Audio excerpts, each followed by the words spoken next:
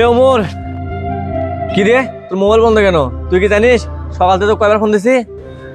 আসলে রাত থেকে কারেন্ট নাই, এজন্যই আমার মোবাইলটা বন্ধ হয়ে গেছে।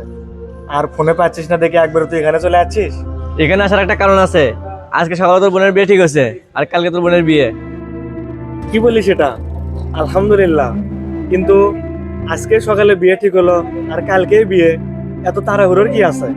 কারণ ছেলে পক্ষের লোকেরা পুরীরে অনেক পছন্দ করছে। আর একটা কথা হলো, ছেলে তো বিদেশ থাকে, এই জন্য তাদের সময় নাই। আর এক সপ্তাহ মতো ছুটি আছে, এই জন্য তারা চাচ্ছে কালকের মধ্যে বিয়েটা হয়ে যাক। আজকে আমার অনেক খুশি লাগতেছে যে আমার ছোট বোনটার কাল বিয়ে। তুই কিন্তু নিজের বোন মনে করে সবকিছু একাই সামলাবি। একা সামলাবো মানে? তোর ছোট বোনের বিয়ে তুই থাকবি না? না, আমি থাকতে পারবো না, তোরে একাই সামলান লাগবে। তোর কথা তো আমি কিছু বুঝতেছি না। আমি তো থাকবোই, তা তোর বোনের বিয়ে তুই থাকবি না? আরে বেটা, আমি একজনের চাকরি করি, কয়েকদিন আগেই ছুটি কেটে আসছি। আবার যদি বলি আমার ছুটি দরকার, তাহলে আমার চাকরিই থাকবে না। তোর বসরে বোঝায় বললেই তো হয়, তোর একটা মাত্র বোনের বিয়ে, উনি ঠিকই বুঝবে। না, ওনারে বুঝে বললে উনি বুঝবে না। উনি কেমন বস? তোর একটা মাত্র বোনের বিয়ে আর তুই ছুটি দিবা না? আমি বাড়িতে কেমনে গিয়ে বলবো যে তুই তোর বোনের বিয়েতে থাকবি না? আসসালামু আলাইকুম বস। বস ডাকছিলেন? ওয়ালাইকুম সালাম। ছুটি নিলে 2 দিনের, অথচ 5 দিন লাগালা কিসের জন্য? আমি একটু অসুস্থ ছিলাম। হে বেড়া, তুই অসুস্থ ছিলি? একবার আমাকে ফোন করে বলছিস?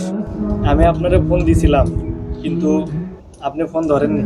তোর 1 বছরের মধ্যে আর কোনো ছুটি নাই, এতে তোর মা মারা যাক বা বাপ মারা যাক, যা। আচ্ছা ঠিক আছে, তুই তাহলে থাক, আমি গেলাম। এ দাঁড়াও, তুমি আমাকে যতটা খারাপ মনে করো, আমি কিন্তু অতটাও খারাপ না। স্যার, আমি কিন্তু আপনার একবারের জন্য খারাপ বলিনি।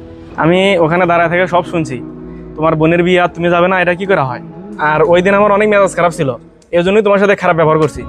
এখন স্যার, আপনি ছুটি না দিলে আমি কেমনে যাই? যাও, তোমার ছুটি দিয়ে দিলাম। আর আসার সময় কিন্তু অবশ্যই তোমার বোনের বিয়ের মিষ্টি নিয়ে আসবে।